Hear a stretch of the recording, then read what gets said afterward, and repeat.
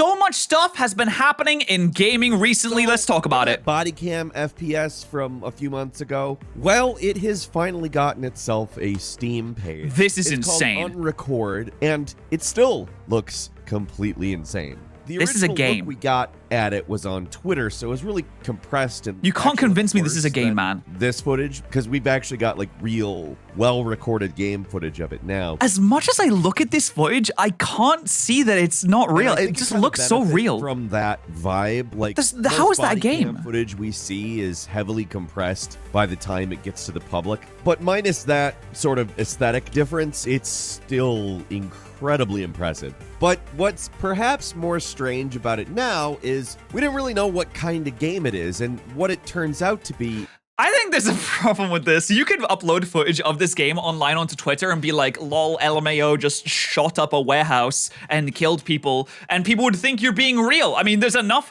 footage on Twitter of people running around punching people and shooting people already. It's gone completely off the rails. There's no moderation on there anymore. It looks too real. It makes me kind of uncomfortable, the way that the camera works. If you do this in like VR, oh, it's probably a VR game, isn't it? The developer's name is Drama, which I think is very aptly named. Is kind of a story-driven Look, it's detective blurred novel out. type thriller situation, which is not what I expected. But in this game, like, they're touting things like complex moral dilemmas instead of Where is Oscar? It looks straight up like real life. know, It just what looks like, you- you know what it reminds me of? It reminds me of those Netflix movies. They gave you a choice of what you could do, where it was like eat cereal or jump off of a building. Make your choice. What choice will you make? Bandersnatch. That's what it was Probably the called. most realistic looking FPS I've ever seen. I know the developer probably knows that people are looking at it and just wondering at how it looks that real. People started getting a bit Look at these. It looks like suspicious. the guy fell over. It looks realistic as well. Man,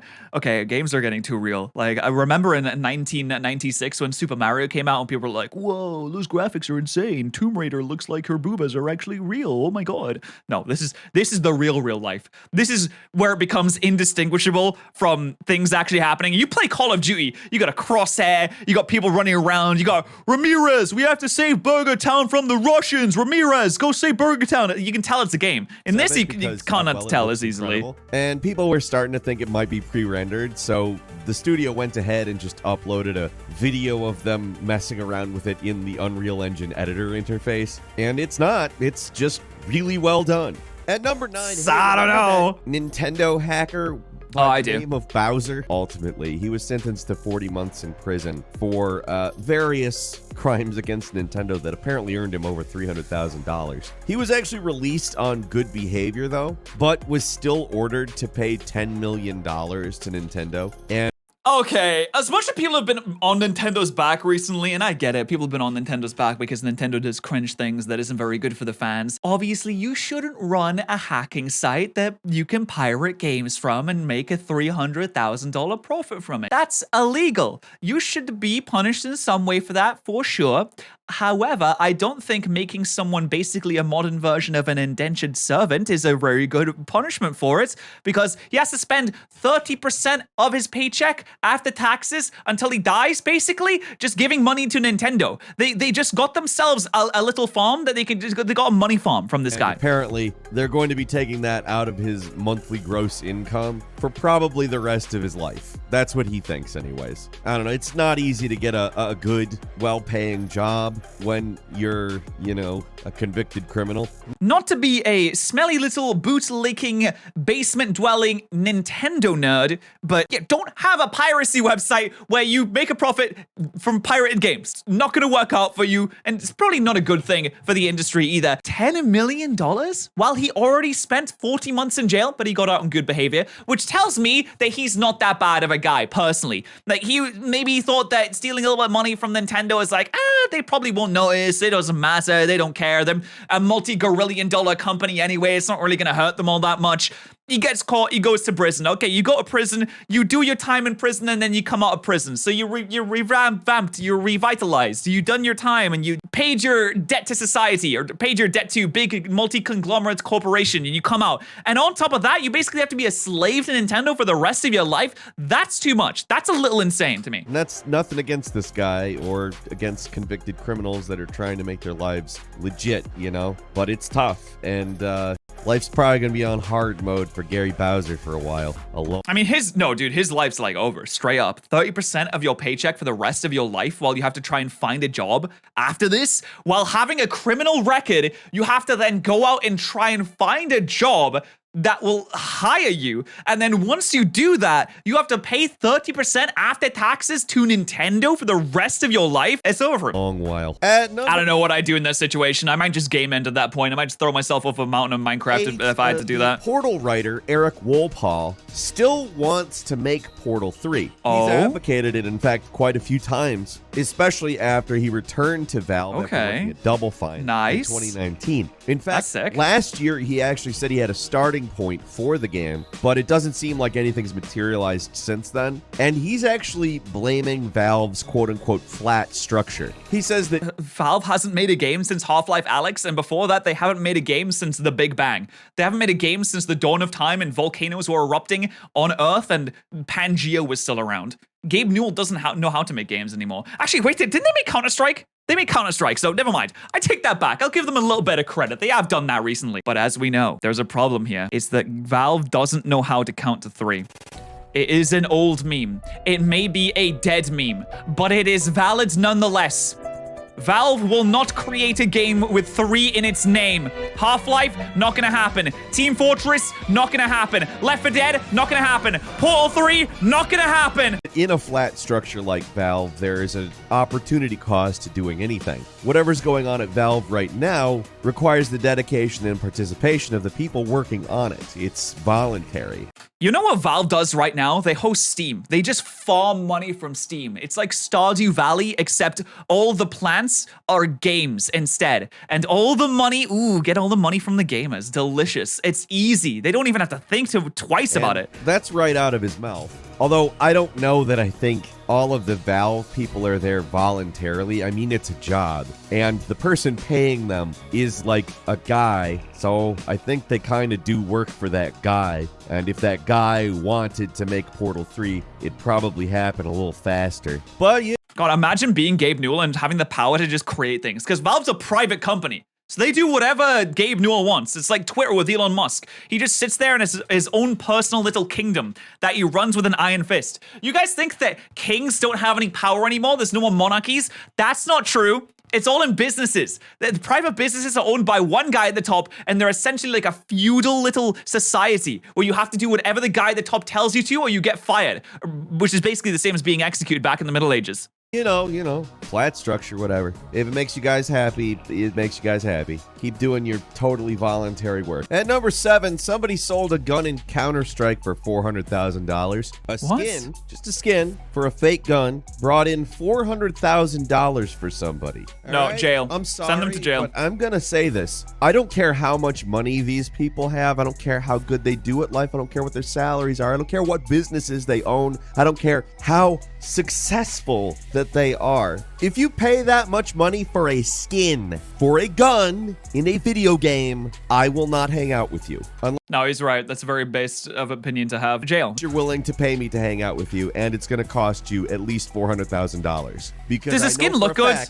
I want to see the skin. Spend that. Show me the skin. Stupid crap. Holy hell. It's a blue gem. That's it? Okay, this is $400,000 worth of weapon skin, and it doesn't even cover the whole gun. Adorned Strat Track Tier 1 case-hardened AK-47. There's more information I could rattle off. That gun needs to do your taxes, suck your dick, build houses for you. It needs to take your dog out for walks. It needs to feed your cats. It needs to make you lunch. It needs to give you back rubs and ask you how your day was. If it doesn't do all of those things inside of a weapon skin, it's not worth it. But I am not going to because, wow, that should not have happened. Did he brag about it on Twitter? Oh, I hope he got ratioed for this. I just completed the second largest trade in CS history. Sold these two on behalf of Lucas Bums. Here's the tweet. The combined sale was $500,000. Jesus Christ. To all those nerds that said, come back to me with an AK sells for $400K, you're delusional. Hello, bitches.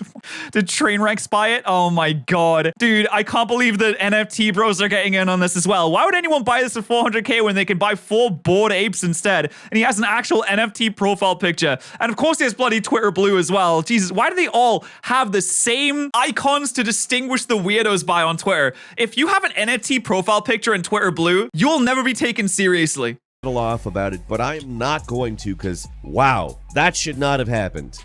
Despite being possibly the most expensive that's ever sold, like, people have actually turned in bids that are much higher that people have declined, probably because they feel like they would go to hell for taking them. Some dude bid $1.5 million Dude, for a CS skin? Listen, you're not making someone bankrupt because of a CS skin. No one's ever went bankrupt because of a Counter-Strike skin before. People go bankrupt because of gambling. Like, that's morally incorrect to maybe promote that. People go bankrupt because of retail investments. No one's bought a CS skin and then lost everything. If you're buying that, then they've got dummy money already. They're like a trust fund baby. They got oil money. They're Saudi Arabian princes, something like that.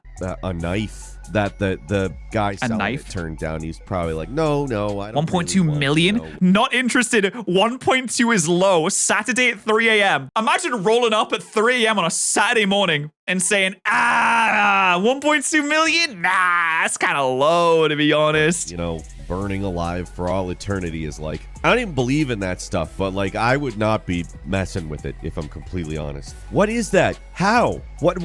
This kind of stuff, I see it and it just shuts my brain off. I T-pose from information like this. It's just like, don't. Same, man. I understand what you're saying. And yeah, me too. 6, the developers of Gollum are going to charge extra for people who want to hear more of the Elvish language by selling it as a DLC expansion. Yeah, if you want to hear more Sindarin, you're gonna. This Gollum game already looks very mid, and it already appeals to such a small audience of people. Like, who asked for a game based on Gollum? Who was like, can I get some more Gollum content? I really want a game where I stealth around as Gollum. That sounds awesome. I know you're selling an Elvish DLC. How many of those Gollum enjoyers really want the Elvish subtitled DLC? They're gonna put so much work into making this DLC, and it may get 15 sales. Who speaks Elvish? It's difficult to train people to speak it. All right, sure. Yeah, I get it. Costs extra money. Why are you even including this? Weird though. God, he's so gross. That is uncanny valley as dick. I do not like the look of this. Feeling, as long as the game doesn't flop, they really will not have had to do that. And I have a bad feeling about this Gollum game. I don't think it's going to do well. I feel like most people don't even know what it is. I bet there's like 15 people in this chat right now that don't even know that this exists. They're like, what are you talking about, Gollum game? There was a Gollum game announced years ago. It's like some kind of stealth, maybe platformer thing. I'm not exactly sure because I haven't really been looking into it all that much myself because I'm like, ooh, Gollum game? Yeah, not really caring about that all that much. The Sindarin is not... Because there's so much that you can do with the Lord of the Rings. I want like another Shadow of Mordor game. Those were so awesome. Give me another one of those. With the Nemesis system, that was brilliant. With Gollum though, like exclusive to the DLC. You'll hear some of it. Make it like an RTS DLC, but you'll hear more of it if you do. At number 5, an EVE Online. I don't think anyone cares. Pulled off a huge, like a massive heist in EVE Online. No joke. EVE Online is that game where I hear one thing about it every 6 months and it sounds like the most incredible thing in the world. It sounds like it's a mind-breaking, genre-defining moment where I'll be like, this massive EVE Online battle happens and 500 people took part in it and people lost ships worth $7 million. And I'm like, oh, that's sick. I should play EVE Online. Immediately forget about it the next day and never look at it again until 6 months later. Where there's a massive EVE battle. Genuine landmark heist where he stole about 2.2 trillion ISK. What is that? Curious what that is in real money? Give me a second, because he used an obscure rule to pull this thing off. I'm gonna call You can genuinely heist in this game. That's hilarious. Really fun. I like it. So, a user named Flan Hill made a clean account with a character that had pretty much no history and applied for membership of the EHEXP Corporation. After that's like a group in the game. Account was accepted, Flan Hill transferred enough of his shares into the corporation to a conspirator who was also in the corporation, presumably with a similar account status. The infiltrator a co-conspirator, all right. to call for a vote for a new CEO. These two guys voted yes, and nobody else in the entire corporation voted, period. What? So the Why? infiltrator became the CEO and promoted Flan Hill to a position of power. They didn't vote? And then they removed all the other corporate directors and stole a bunch of money. Like I said, 130 billion ISK, which now I will tell you $22,000. $300. Oh my God. Anybody has ever stolen in this game before, simply by taking advantage of a corporation asleep at the wheel. Genuinely amazing. That's awesome. We should have more people do that. We should do that in real life. So you just infiltrate a business and you're like, I think we should have a new CEO while everyone's asleep at like 3 in the morning. Come on, guys, you have to vote. You have 30 minutes to respond. Should we have a new CEO? Me and this other guy thinks that we should. 30 minutes. No one else said it? Okay, we now have a new CEO. That's awesome. Also, all of your money is mine now. I mean, the Red Cross is asking gamers not to commit war crimes in video games. Now, before I say anything, this is incredibly silly. It's not them being serious. I don't think they have any, like, delusion that people not committing war crimes in video games about war has any effect on society whatsoever. They're just raising awareness about war crimes and what they entail. But it sounds hilarious. It sounds like they're talking to a 5-year-old. Like, hey, gamers, I know you're out there getting hecka cool kill streaks and 360 no-scopes in Call of Duty, but remember, guys, war crimes are bad and they are real. So please don't shoot innocent civilians. Please don't use napalm on the children. That's not very good. It's a big no-no. We saw that you went back and played No Russian on Modern Warfare 2 15 times already. We're getting a little bit concerned. Please stop shooting the innocent people, because innocent people get shot in real life too. All right, have fun getting your kill streaks, gamers. Honestly, it just sounds like some weirdo, like, pushing up his glasses in the middle and saying, could you please not commit any war crimes in this? The things that they're trying to get people to not do. I think Spec Ops The Line is all about doing war crimes. I'm pretty sure it's about this. I'm pretty sure you napalm like an area in Spec Ops The Line, and it's you find out later that it wasn't enemy combatants. It was all like kids and women and children and civilians and stuff like that. So maybe there's a point to be made here. In games are shooting downed or unresponsive enemies, targeting non-violent NPCs, targeting no thirsting. And they asked that people use med kits on everyone. Use med kits on everyone. I get it. Fun campaign, very silly. Also, is this war Fortnite? Crimes, like, I mean, it's a consistent thing. Like, there's so much of that going on right now in the world, and our world leaders just don't. Come on, gamers, let's stop doing war crimes. And they're the ones that ultimately it comes down to, right? Wow. I'm pretty sure every American president has done an insane amount of war crimes. Like, Obama is cool, but he also bombed like schools and stuff, so that's not very cool. Scalpers are having trouble selling their PlayStation 5s that they tried to sell for much more than they're worth. So, hey guys, who swooped in and got as many consoles as you could when supplies were sparse, wait, really? The chips shortage and all that stuff. You know who you are. You know how hard you made it for normal people to play these damn things. I'm so sorry that you're having trouble selling off your PlayStation 5s. Like, you know, I went into Best Buy the other day, and you know what I saw behind the counter? Just a big old pile of PlayStation 5s, all priced at. This is such sad news. Oops, chat, this is so sad. Won't someone think of the scalpers? The people that went out there and spent $7 billion buying 355,722 PS5s just so that we can turn around and sell it on eBay for 5 times the price. They are not able to sell it, and frankly, that makes me really sad. I hope that they find some way to sell it. Maybe they pulled out a line of credit on this, and now they're in debt, and they have no way to pay off their debt. What is going to happen to those poor scalpers? Will they be able to scalp again? Well, we can only hope and pray that they can. Those poor individuals. So sad. MSR. At number 2, I literally haven't bought any of the new consoles yet because I just don't care. I have a PC and I'm just like, I'll just play PC games. That's fine. It's okay. Patented a new controller that can deform and change temperature. That sounds cool. This is weird stories, remember? So yeah, that sounds cool. Put a heat pump into a controller. Hotter and colder? And they can apparently pump hot or cold water around based on, you know, where you are in the game. So let's say you're walking through hell. That actually sounds really sick. The controller heats up to a scalding temperature, instantly giving you 3rd-degree burns, forcing you to let go of the controller and immediately get medical attention.